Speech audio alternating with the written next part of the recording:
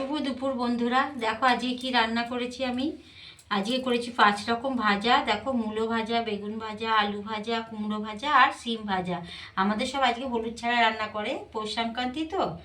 আজ এই ভাজা করেছি। এই দেখো বাঁধাকপি করেছি, সব হলুদ ছাড়া। এই যে মটর শাক ভাজা করেছি বেগুন দিয়ে। মটর ডাল করেছি মূলো দিয়ে, ধনে পাতা দিয়ে, সব হলুদ ছাড়া রান্না। আর এদিকে ফুলকপির তরকারি করেছি। এই দেখো ফুলকপি দিয়ে আলু দিয়ে তরকারি। আর এই টমেটোর চাটনি।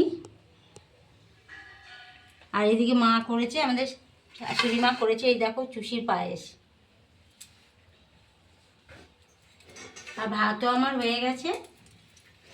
এই দেখো বন্ধুরা, আমার ভাত হয়ে গেছে। এই ছিল আমার দুপুরের রান্না আজকে। কার কার এরকম রান্না আছে আজকের দিনে তোমরা সব কমেন্ট করে জানিও। শুভ দুপুরে অনেক শুভেচ্ছা রইল আমার সকল বন্ধুদের জন্য।